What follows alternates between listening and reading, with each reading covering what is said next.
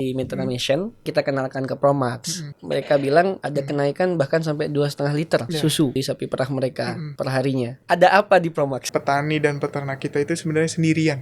Bahan pakan ternak asal jagung, bebas PPN, tapi itu kan yang impor. Nah, yang dalam negeri yang berasal dari kelapa, kopra itu kena PPN. Ibaratnya ya udah cukup sapinya yang diperah, jangan peternaknya diperah. Petani yang polos begitu, yang tidak neko-neko malah ibaratnya dipretelin kakinya satu-satu. Jangan lupakan peternak, karena yang kita makan itu asalnya dari petani dan peternak.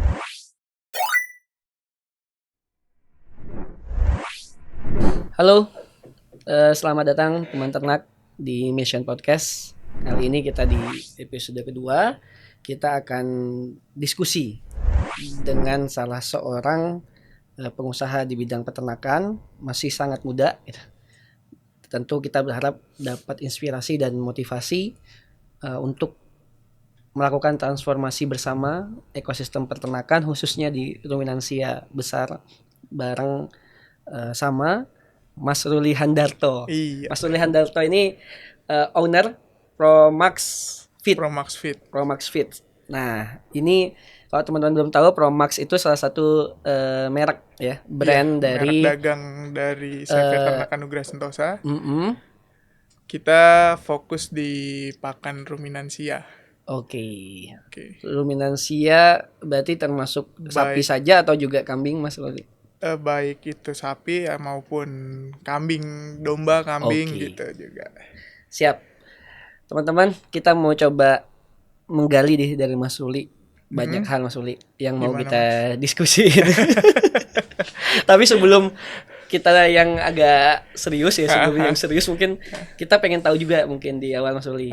Cerita awalnya Mas Ruli ini nyemplung nih ke dunia peternakan ya. Artinya ya anak muda, terus kemudian masuk ke dunia peternakan, kemudian bangun usaha, kemudian punya apa ya, produk yang menarik ya untuk kemudian menyoroti nutrisi pakan dari ternak. Itu gimana? Apakah Mas Ruli memang itu dari kuliah sudah penelitian tentang ini atau seperti apa? Mungkin kita mulai dari itu dulu kali Mas Ruli. Kalau awal mulanya saya ternak itu masuk ke dunia ternak itu masuk ke dia. Sebenarnya awalnya coba-coba Mas Faisal. Jadi dulu mungkin faktor dari masa kecil juga ya. Kalau masa kecil kebetulan kan bapak dulu jadi panitia kurban, suka cari sapi, mungkin kebawa itu juga kali ya. Nah, terus sudah bekerja, saya punya tabungan, saya coba titipin di saudara. Bahasanya gaduh ya. Kalau di Jawa. Tuh oh iya, Mas Ruli dari Boyolali ya. Dari Boyolali gitu. Kebetulan saudara ada yang piara ternak. Kita titipin, kita beliin sapi, titipin. Nah, dari situ kok bisa dapat untung ya gitu. Ini saya lihat mereka kan dikelola dengan seadanya, sangat sederhana. Itu masih bisa dapat untung gitu kan, masih bisa balikinnya lebih. Nah, dari situ saya nyoba untuk saya dalami gitu kan.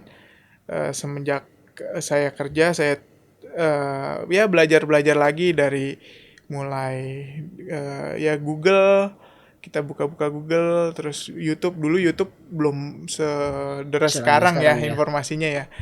Paling dari YouTube. Terus kita nyoba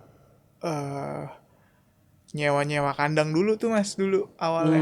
Nyewa kandang kosong, punya orang gitu ya. Punya orang. Nah, kita tadinya sapi kita dititipin, kita udah nyewa kandang, kita ambil, kita kelola sendiri sambil kita nyari teman-teman circle-nya saya yang mau duitnya diputerin gitu.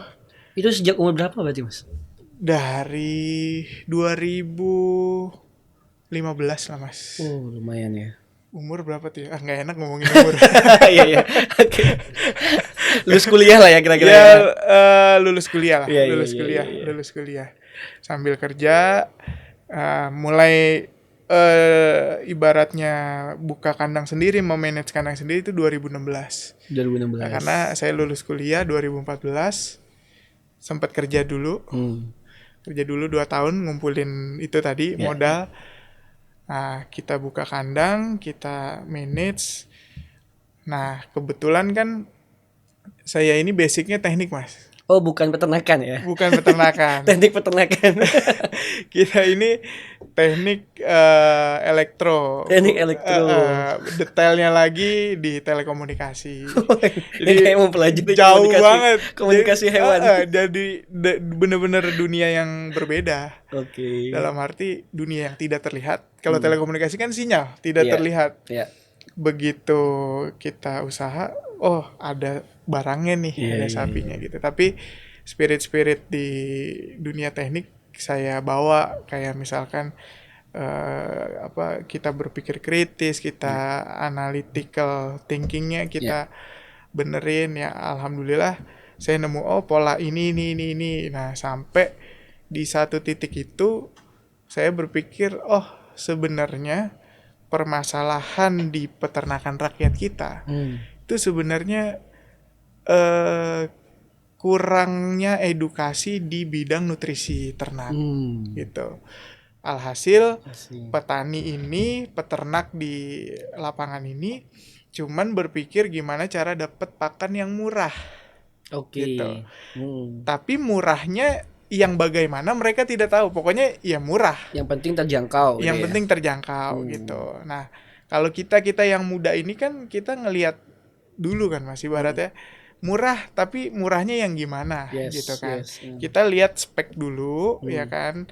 Setelah speknya dilihat, spek 1, 2, 3 gitu. Kita mau spek yang mana? Spek yang 3 baru cari yang murah. Kalau kita kan kayak gitu. Kalau peternak kita kan enggak, pokoknya yang semurah-murahnya. Jadi base-nya speknya seperti apa, baru cari yang paling murah dari spek yang kita inginkan. Nah, itu dia. Nah, kesalahan, ya bukan kesalahan sih. Ibaratnya kekurangan, bukan kesalahan. Kalau kesalahan nanti kesannya kita nyalain salah semua. Gitu kan. Kekurangannya itu ya memang kalau di lapangan itu kan ada penyuluh gitu. Penyuluh. Cuman itu kan bekerjanya di pertanian biasanya.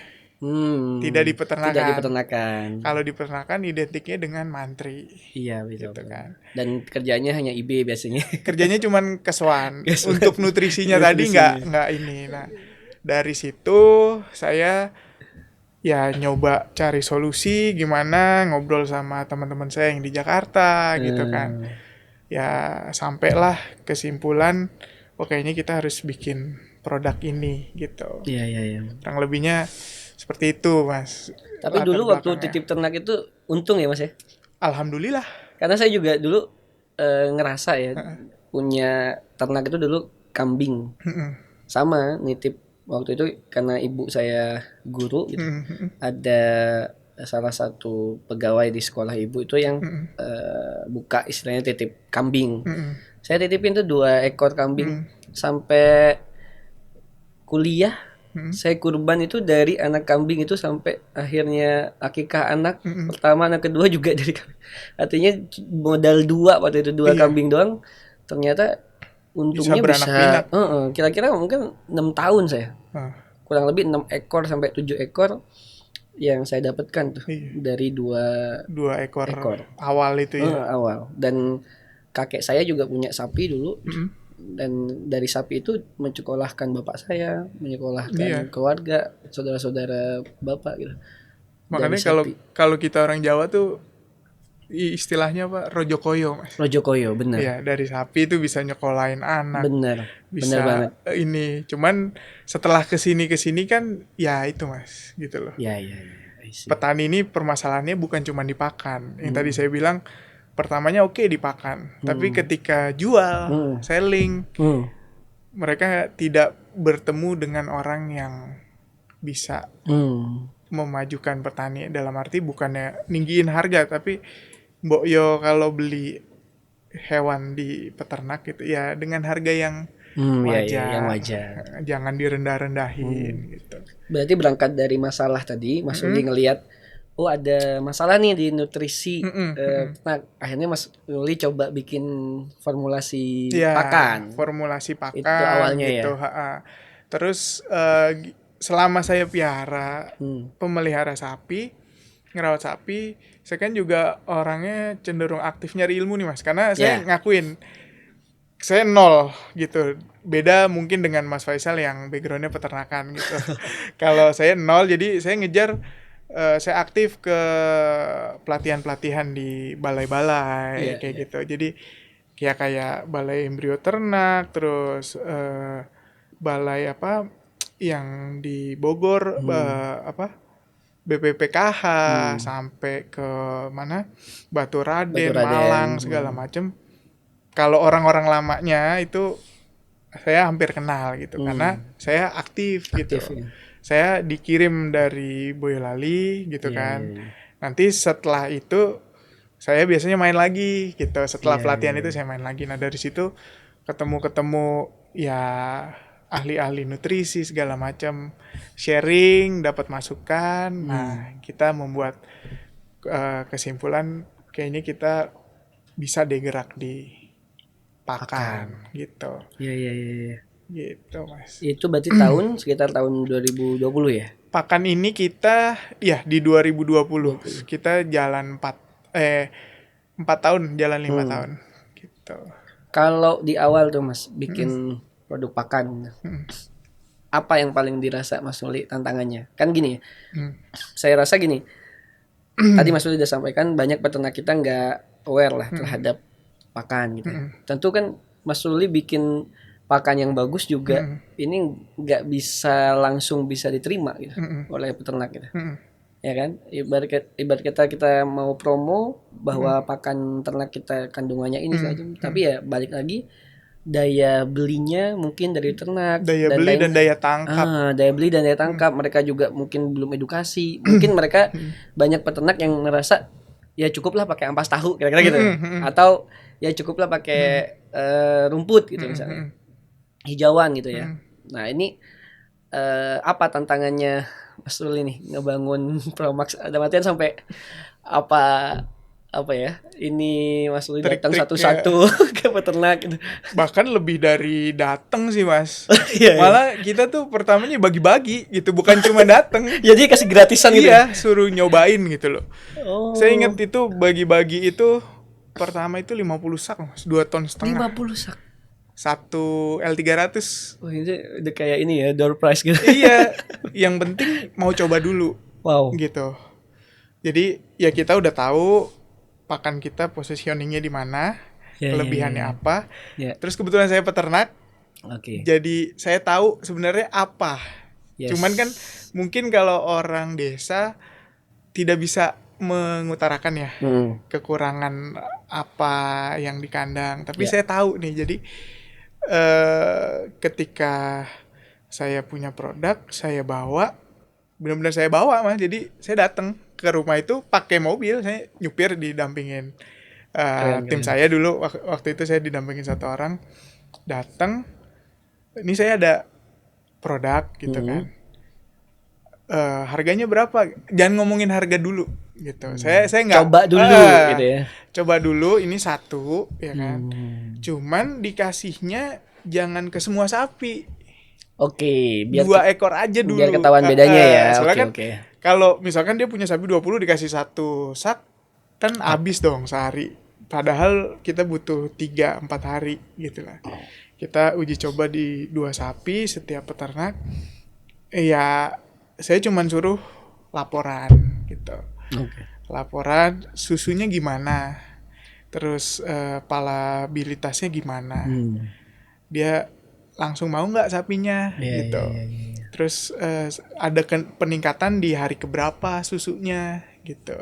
Nah, dari gitu. Itu strategi awal ya strategi untuk masuk ke market. Tapi akhirnya dari situlah mereka ngasih feedback. Mereka ngasih feedback, terus mereka bertanya. Gitu. Nah bertanya, ya kalau saya kan bisnis itu nggak selalu ngambil untung gede gitu ya Mas. Ibaratnya kalau kita bisa bantu peternak, kenapa tidak gitu loh. Kayak saya juga dari awal Saya paling saya cerita ke peternak gitu. Saya juga peternak gitu. Saya usaha ini paling ngambil untung itu 10.000 satu karung kayak gitu. Kelihatannya mungkin orang pakan mahal ngambil untungnya banyak. Enggak. Nah, saya untung 10.000, petani harus lebih untung. Lebih untung. Setuju. Lebih untungnya kenapa? Karena dengan pakan saya itu rata-rata kenaikan kalau di awal pakai ya Mas. Jadi di sapi itu kan ada masa laktasi berjalan sama masa laktasi berikutnya. Ketika masa laktasi berjalan itu maksimal paling cuma 3 liter nambahnya. Cuman begitu nanti dia kering bunting, lahir, itu kenaikannya bisa 5 kiloan. Kayak gitu. Nah, kalau kenaikannya per hari 3 liter, katakanlah 2 liter lah. 2 liter harga dulu waktu itu susu masih 6.000 ya. Berarti kan 16.000. 12.000 satu sapi. Satu sak ini rata-rata orang make di 5 kilo. Jadi kalau 50 kilo bisa di 10 sapi. Nah, satu sapinya 12.000 kali 10 sapi. Jadi sehari dipakai kan 10 sapi. 120.000. Saya untung 10.000, petani jauh lebih untung. Nah, alhamdulillah saya terangin begitu, mereka terima. Tapi by the way, kita di peternak kita, di mitra kita, teman-teman kita di Mitra Mission, itu juga ada yang akhirnya kita kenalkan ke Promax. Sama kayak tadi kita cobain sekarung. Feedbacknya luar biasa. Kemarin kita seneng banget, mereka bilang ada kenaikan bahkan sampai 2,5 liter susu di sapi perah mereka per harinya. Ini kan kalau dikalkulasi kita tadi 2,5 liter per hari, luar biasa kan kenaikan. Artinya pendapatan dari peternak otomatis naik kan Mas gitu. Signifikan. Dengan kenaikan pakan saya pikir nggak seberapa gitu harganya, tapi dari nutrisi dalam pakannya bisa sebagus itu gitu. Karena Mission juga kan kita salah satu platform di kita adalah mencoba mendekatkan peternak itu dengan sourcing terbaik yang bisa mereka dapatkan untuk meningkatkan produktivitasnya. Nah, berhubungan sama itu nih Mas Ruli. Jadi penasaran sebenarnya, ada apa di Promax? Di dalam kandungan Promax itu kok bisa kayak gitu gitu. Kan mungkin bertanya-tanya ya, kok bisa naik 2,5 liter ini? Jangan-jangan apa gitu. Ada jampe-jampe atau apa gitu. Ini orang mungkin nanya gitu lah. Artinya kenapa Promax itu bisa valuable gitu. Kenapa Promax itu bisa kemudian menjadi pilihan pakan yang bagus, dan memang kita buktikan juga di mitra kita, ternyata bermanfaat dan ternyata cukup produktif akhirnya gitu dari sapi milik mitra dari Mission gitu. Nah, mungkin pertanyaan dari teman-teman akhirnya adalah mungkin nutrisi atau solusi apa sih sebenarnya yang dibuat oleh Promax? Mungkin bukan ingredients ya, itu kan rahasia perusahaannya, tapi lebih ke konsentrasinya tuh ke makro atau mikro apa ya yang yang pengen kemudian Promax hadirkan ke peternak. Kalau awalnya sih Mas, kita ngeramu pakan ya. Yang kita lihat itu biasanya kan kadar air Mas. Kadar air. Kalau secara SNI-nya itu untuk pakan sapi itu biasanya kadar airnya maksimal di 14%. Gitu. Di 14% aja itu kadang-kadang masa simpannya jadi sebentar karena kadang berjamur kayak gitu. Kalau kadarnya banyak ya pasti. Gitu. Nah, tapi kadang-kadang ini saya nggak mengeneralisir ya. Kadang-kadang beberapa oknum produsen ternak itu kadang mainnya di situ. Gitu. Jadi semakin berat dong ya? Makin berat. Kelihatannya bobotnya sama. I see. Tapi kandungan airnya lebih banyak. Alhasil nutrisinya juga berkurang dong. Ya, pasti. Nah, kalau Promax ya karena saya peternak gitu Mas. Ya udah. Kita biar masa simpan kita. Waktu itu saya mikir gini, ketika saya baru jualan, saya nggak bisa jual banyak dong. Ya. Masa simpan saya harus panjang. Ya. Saya nggak pengen nyimpen barang yang basah, saya pengen yang kering. Makanya kadar air produk saya itu di bawah 10%. Awalnya itu. Tapi dari situ kan, ternyata dengan konsumsi yang sekian, bahan keringnya lebih tinggi, jadi kan nutrisi jadi bagus. Sesederhana itu ya. Sesederhana itu sebenarnya. Menurunkan kadar air aja itu sangat berpengaruh. Sangat berpengaruh, Mas. Itu loh. Kalau misalkan saya 10%, yang lain standarnya aja 14 ya. Mungkin bisa lebih ya. Kalau di lapangan tuh bisa lebih. Itu 15%. Kalau 15% dari 50 kilo kan sudah lumayan gitu loh. Iya benar sih, Mas. Nah, ibaratnya air kan yang tidak ada nutrisinya sama sekali gitu loh, Mas. Ditambahin ke pakan gitu kan. Kecuali ditambahin apa gitu kan. Ditambahin tetes tebu atau apa, itu masih ada energi kan di situ. Cuman ketika ditambahin air doang, ya nggak jadi apa-apa gitu. Ini mungkin yang jarang disoroti mungkin sama teman-teman ternak gitu. Artinya sesederhana kadar air saja itu ternyata efeknya besar gitu. Untuk sama halnya dengan ampas tahu, Mas. Ini menarik. Soalnya ampas tahu paling banyak dipakai. Ampas tahu paling digandrungi saat ini gitu kan. Karena anggapan petani itu proteinnya masih 35% lebih gitu. Tapi kandungan airnya 99%. 90% lah gitu. Hampir 100% gitu. Jadi kalau mereka ngasih katakan sehari 10 kilo gitu kan. Itu paling kalau dikeringin kayak pakan saya itu paling cuma dapat sekilo, Mas. Nah, itu sisanya air yang enggak kepake gitu loh. Iya.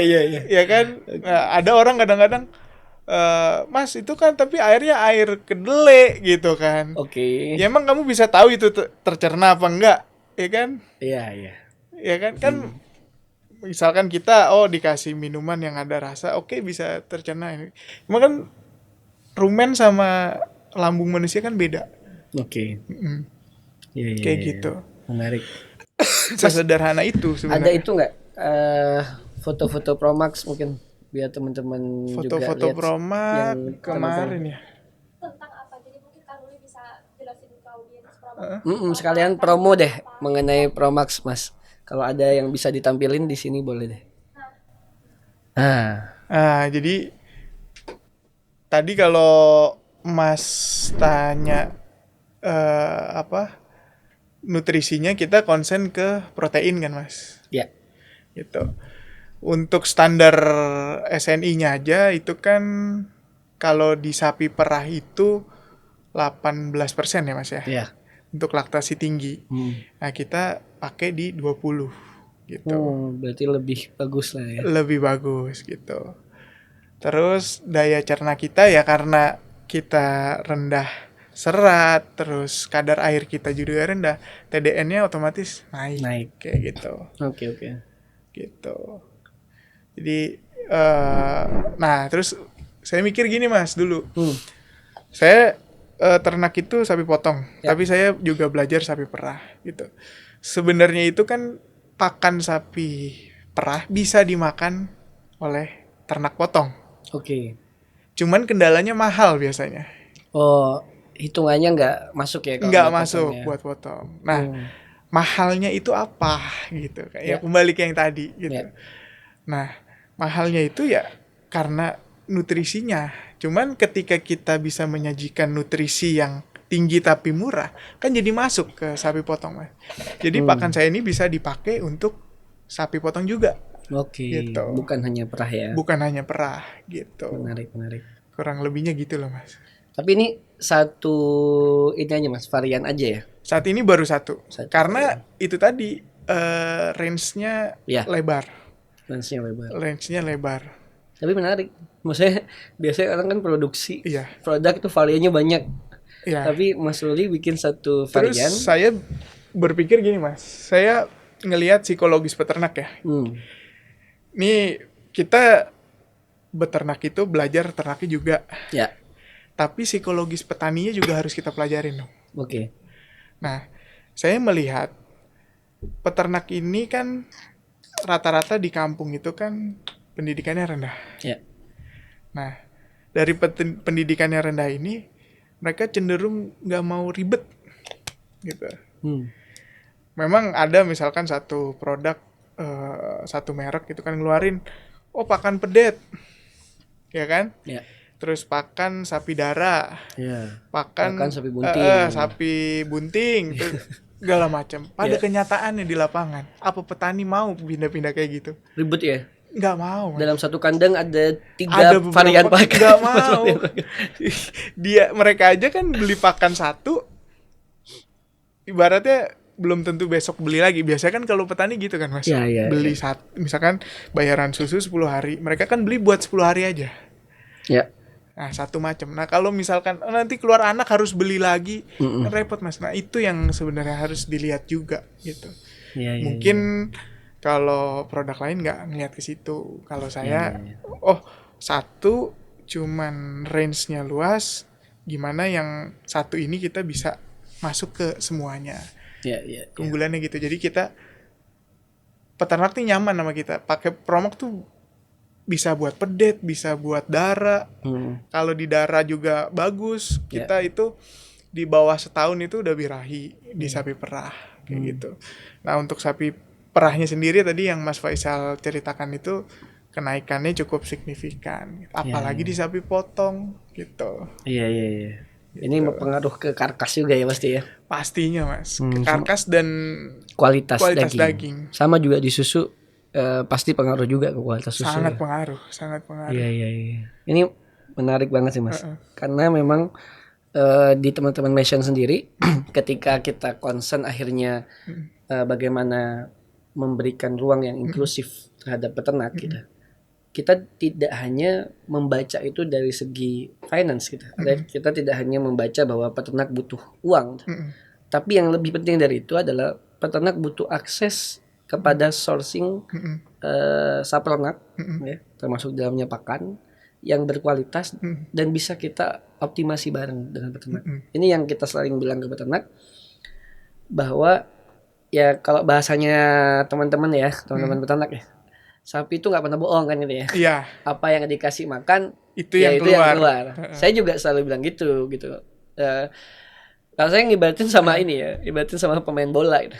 Kalau kita pun genetiknya taruhlah Ronaldo atau Messi suruh ke Indonesia, terus dia dikasih makan gorengan terus gitu. Ya kuntet-kuntet juga gitu. Ya minimal mereka nggak kuat nafas buat lari lah ya. Performa mereka pasti menurun gitu. Benar. Jadi ya manusia kan juga gitu.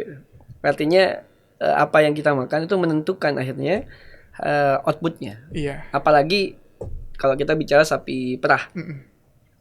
Itu langsung kelihatan tiap hari dailynya dari susu yang dihasilkan.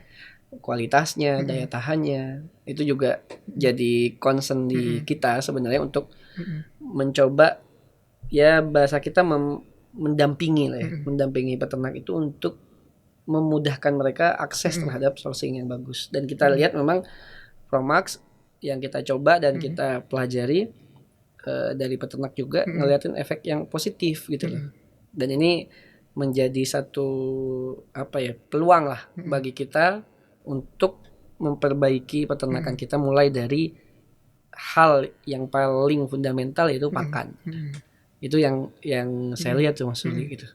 Dan ya kita senang lah akhirnya bisa kolaps. Alhamdulillah ya, alhamdulillah. Bisa ketemu, bisa kolaps. Tadinya saya juga salah satu bandering kan kadang wah ini Promax ownernya siapa ya gitu. Ternyata ya bisa dibilang masih muda, kita juga akhirnya bisa berpikir lebih jauh dari sekedar jualan pakan. Tapi tadi impact ke peternaknya. Toh kita akan senang semua gitu. Ketika peternak bagus, hasil produksinya meningkat, kita akan minum susu juga lebih banyak dan lebih murah. Iya kan? Sama satu hal lagi Mas. Waktu itu saya pernah cerita juga ke Mas Faisal. Iya. Selain jualan pakan, bisnis gitu, saya pengen ekosistemnya nanti ke depan baik. Nah, gimana baiknya ya kita lagi yang ngebaikin. Nah, pada ujungnya kalau saya tadi awalnya dari kandang, saya juga pengen balik kandang mas masa tua. Tapi untuk kesana kita benahin dulu, betul gitu loh. Iya, Jadi betul. nanti di masa tua kita sudah bisa menikmati gitu kan. Iya, saya ngebayangin dulu juga gitu, ngebayangin waktu sekolah gitu ya, SD. Kayaknya saya udah ngebayangin nanti tua tinggal di satu tempat gitu. Di belakang itu ada ternak, kandang, terus di depan tuh kayak ada pertanian, ada tokonya gitu kayak. Ya, padahal waktu itu saya belum nonton movie di kayak film-film di luar ya, tapi kayak kebayang kayak pengen ke sana gitu. Tentram aja gitu. Kayak ngebayangin kayak kita hidup dan menghidupi hewan gitu ya, kayak sapi, kemudian kita juga membantu orang untuk dapat pangan yang bagus gitu. Kayak itu ya mungkin satu hal yang di Indonesia saat ini agak sulit kita bisa dapetin itu mas. Ini balik lagi akhirnya kita bicara tentang situasi peternakan saat ini nih. Iya. Karena waktu itu pernah ngobrol juga sama Mas Ruli kan gitu. Ini gimana nih mas, khususnya di sapi perah gitu. Kita ngelihat kayaknya kalau kayak ketemu dan peternak tuh di beberapa daerah, mas ini dulu ada 100 peternak, sekarang tinggal 10 gitu. Terus ada lagi yang cerita dulu di sini ada 1000 sampai sekian sapi. Iya. Sekarang dikit gitu. Terutama saya coba menyoroti yang sekarang mungkin kita fokusin di perah, ya itu juga dirasain ya habis PMK kemarin gitu. Nah, Mas Ruli sendiri punya ini nggak mas, kayak apa ya, mungkin pandangan lah terhadap kondisi saat ini, dan ini sebenarnya ya kan akhirnya beberapa pesimis mas ngeliat ini kayak ya udahlah kita impor aja gitu. Atau ya udahlah kita nikmatin susu skim aja lah gitu, nggak usah beternak gitu. Nggak usah capek-capek gitu. Piara sapi gitu. Dan baik lagi ya peternak juga akhirnya merasa apa yang mereka lakukan tidak mendapatkan feedback yang positif juga. Entah itu dari kita masyarakat atau dari government mungkin gitu, dari pemerintah gitu. Tapi exclude dari government gitu. Kalau kita membacanya sebagai orang yang terlibat dalam ekosistem peternakan ini, gimana menurut Mas Ruli? Peternakan itu ya bukan cuma peternakan ya mas, pertanian secara menyeluruh ya. Secara menyeluruh itu sebenarnya petani dan peternak kita itu sebenarnya sendirian mas.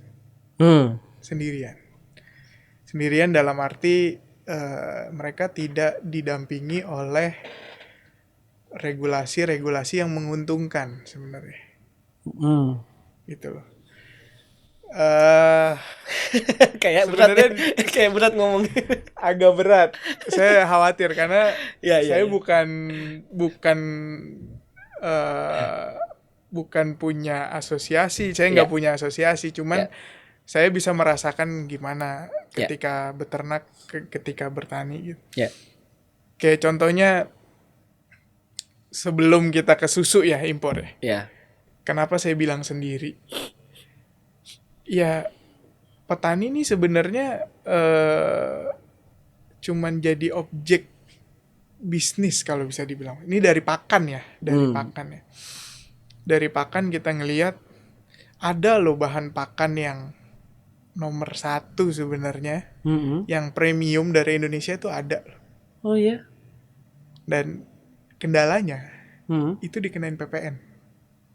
Oke. 11% mas. Wow. Tolong diingat.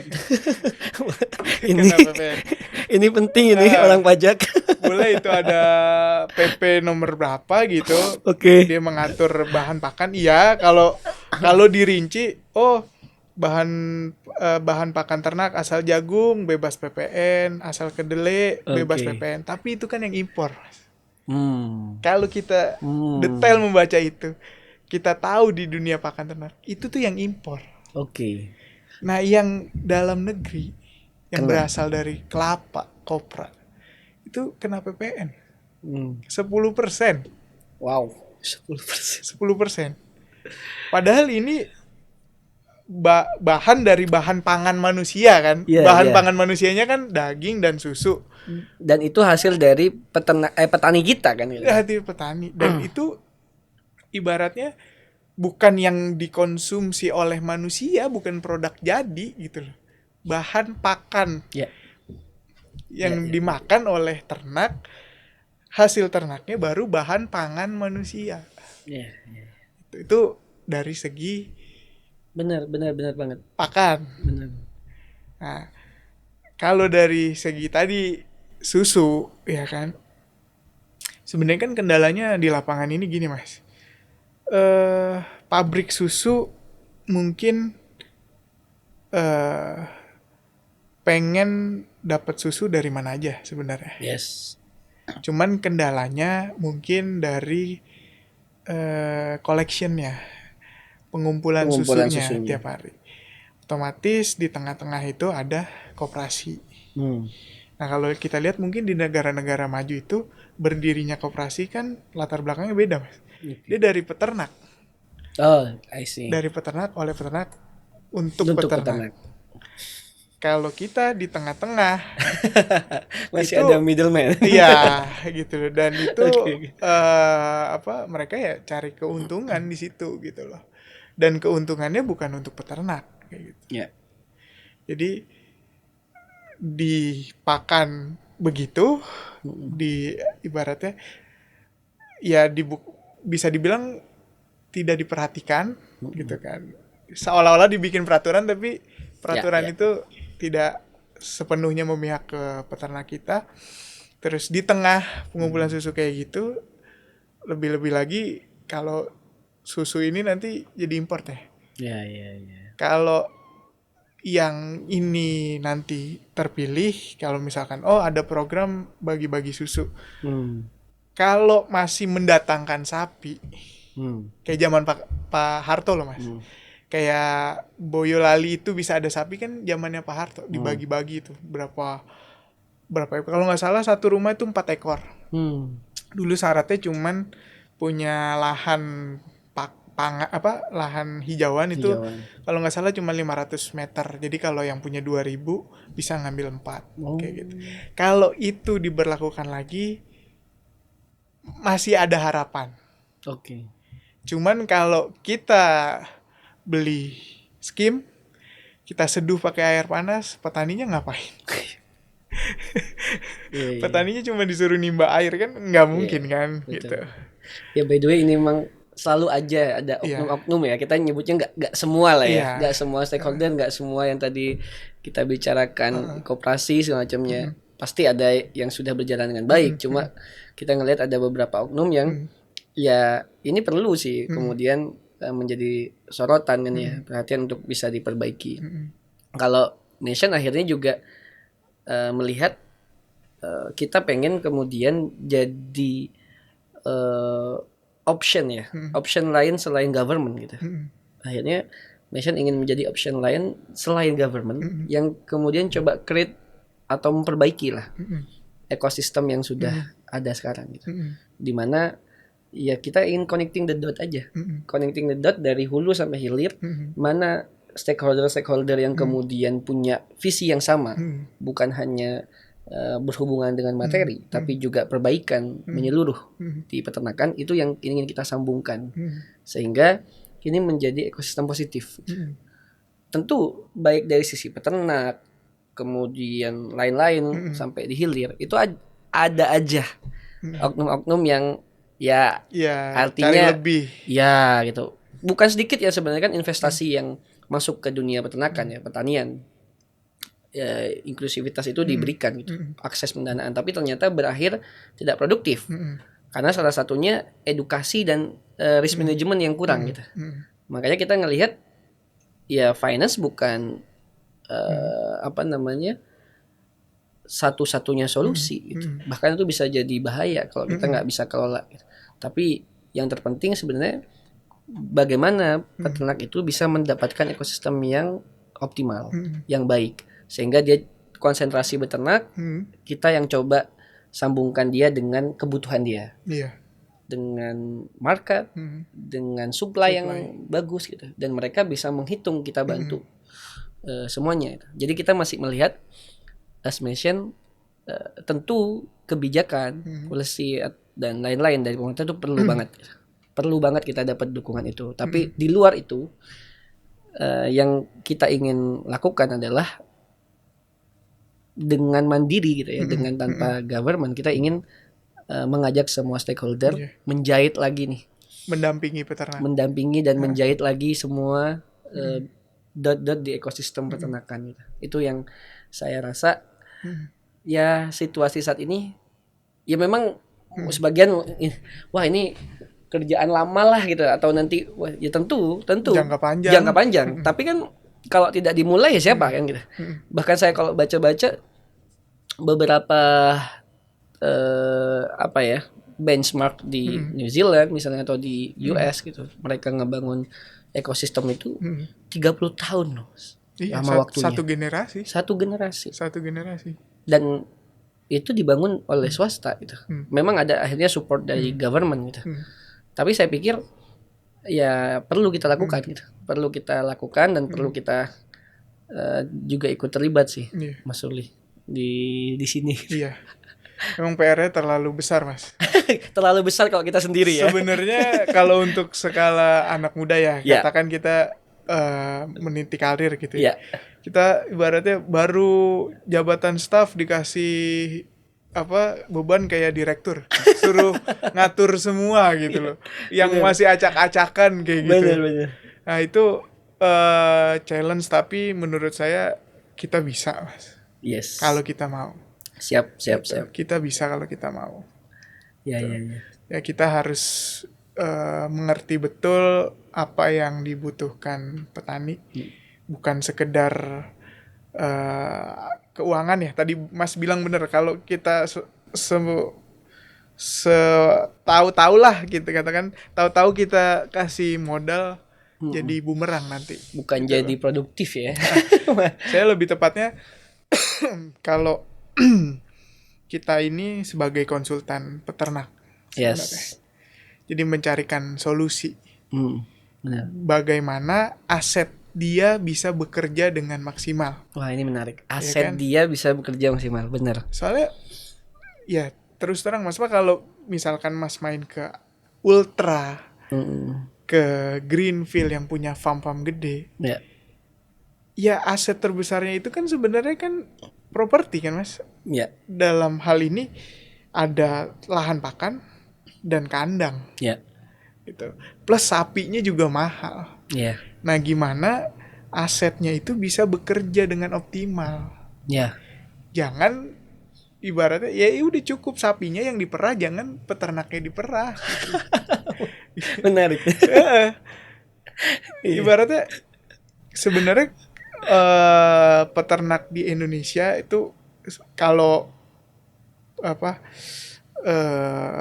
pembuat regulasi mau melihat dengan cermat gitu ya, enak loh.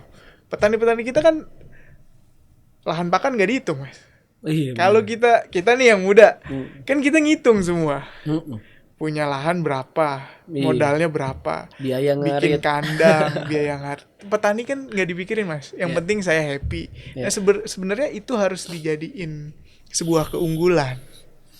Nah, tapi kenapa yang ibaratnya petani yang polos begitu, yang tidak neko-neko, malah ibaratnya dipretelin kakinya satu-satu kayak gitu. Iya benar sih, Mas. Ini sekaligus perenungan sih buat kita. Gitu. Benar. Kayak misalkan masalah daging. Ini kita segmennya jadi lebar ya. Masalah di daging itu kan sebenarnya masalah pembibitan. Ya kan? Masalah pembibitan.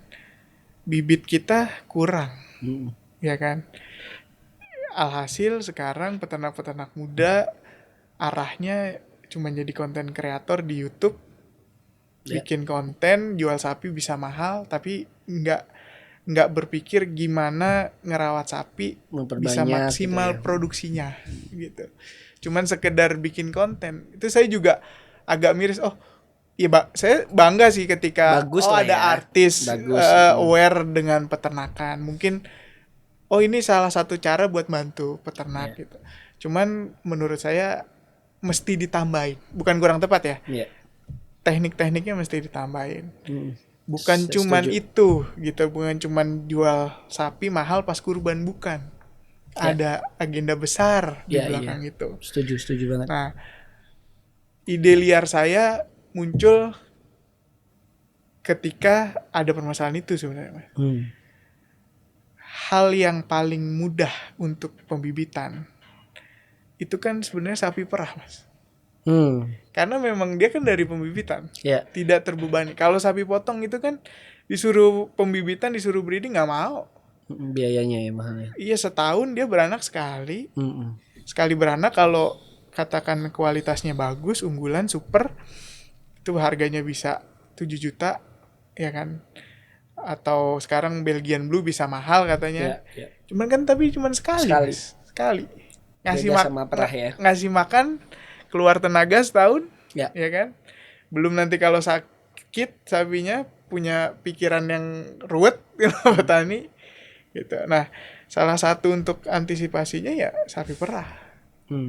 Karena di sapi perah kalau dapat bibit betina ya dipakai lagi untuk calon indukan. Kalau jantan bisa dipotong digemukkan. Kan salah satu solusi. Gitu. Betul banget. Sebenarnya harus ngelihat ke situ. Iya, tapi emang jumlah saya baca itu ya memang balik lagi kita nggak punya data yang akurat, tapi sekilas kita lihat datanya memang jumlah sapi perah itu sedikit banget ya di Indonesia, 500.000 lah kurang lebih kalau di data BPS gitu. Karena saya ngeliat itu, wah ini kenapa ya gitu, kenapa nggak kita optimalkan? Tentu kalau obstacle-nya banyak lah gitu. Artinya kalau kita mau detailin satu-satu, hambatannya ada. Cuma kan bukan berarti kita stagnan di situ. Kita setiap ada problem kan sebenarnya ya kita harus menghadirkan solusi-solusinya ya Mas ya. Gitu. Itu yang saya rasa haruslah kita bangun di ekosistem kita bareng. Mission nggak bisa gerak sendiri juga. Gitu. Saya senang banget salah satunya ketemu Mas Ruli. Ya, yang punya ya idealisme yang sama, visi yang sama untuk memperbaiki ekosistem kita.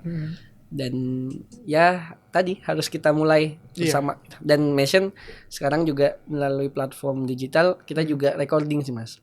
Jadi bisa mengevaluasi dan memberikan masukan secara langsung ke peternak. Jadi tadi kayak nutrisinya, terus kita ngelihat juga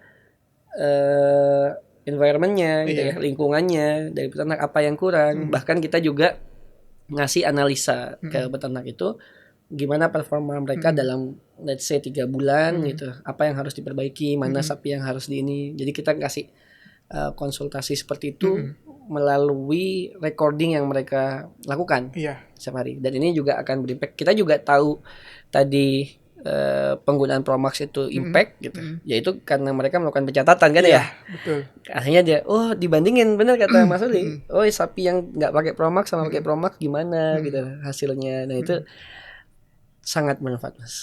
Recording balik lagi. Kedisiplinan petani juga harus ditingkatkan itu tadi. Betul. Gitu. Bahkan kita sekarang bantu Mas. Petani udah bisa nulisnya kayak gimana, tim Mission deh yang akan inputin ya. Coba pemahamannya gimana, kita yang menerjemahkan gitu. Menerjemahkan. Biar nih useful juga gitu. Artinya biar berguna dan kita benar-benar akurat akhirnya menganalisa fundamental problemnya di mana. Mas Uli, ini udah banyak banget kita ngobrol kayaknya. Ya kalau mau ditumpahin semua, nggak cukup kayaknya. Satu episode nggak cukup.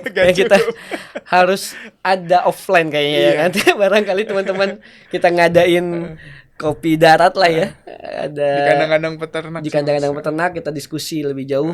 Terutama saya juga mengajak pasti peternak-peternak milenial ya, anak-anak muda yang tadinya belum beternak atau sudah beternak. Ya ayo kita bangun ya ekosistem ini. Terakhir mungkin Mas Uli kasih kita pesan mungkin ke teman-teman peternak atau ya semua stakeholder baik itu peternak lokal, pengusaha yang ada di ekosistem peternakan. Ya mungkin apa yang mungkin bisa Mas Ruli sampaikan, ya quotes lah, quotes atau beberapa kalimat yang mungkin juga bisa menjadi inspirasi ya buat teman-teman Mas Ruli. Ya kalau untuk peternak ya pada umumnya jangan cepat puas. Cari teman seluas-luasnya.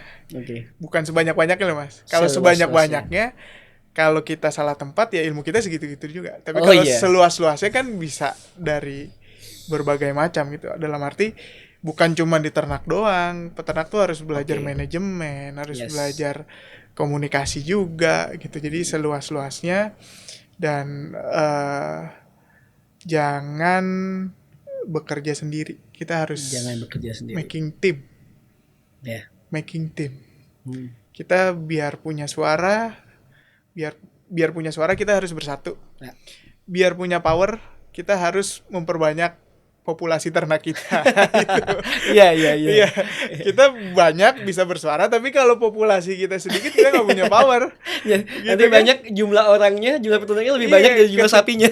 Katakan ketika demo nih, kayak di Eropa kan petani lagi demo ya, Iya, mereka iya. bawa traktor roda 4 gitu. Kalau kita di sini demo cuman orang doang, mau bawa sapi juga nggak bisa, buat apa gitu kan? Kalau kita punya satu, ya sama saya mikir gini Mas, kita harus berpikir sekarang satu orang peternak itu gimana kita punya mimpi mengelola minimal 50 ekor. Satu orang 50 ekor. Satu orang 50 ekor. Keren. Minimal itu Ya. target kita. Nah, untuk pemerintah ya saya cuman bisa ngasih bukan ngasih nasihat ya. Kita ngasih saran, jangan lupakan petani, jangan Iya. lupakan peternak, karena yang kita makan itu asalnya dari petani dan peternak. Kayak gitu. Keren. Cool. Cukup itu aja sih Mas. Siap. Thank you Mas Oke. Uli sudah mau menyempatkan waktu. Teman-teman juga banyak mungkin hal yang ya kurang lebih sepanjang kita podcast ini banyak hal yang bisa didapatin gitu. Tapi ini semua akan cuma jadi obrolan kalau kita nggak melakukan pergerakan. Kita nggak melakukan aksi nyata gitu. Dimulai dari teman-teman bergabung di ekosistem Mission dan coba kita perbaiki nutrisi ternak kita yang lebih bagus. Itu, makasih banyak Mas Uli Sama-sama Mas Faisal. untuk riset kita. Sampai ketemu lagi. Siap.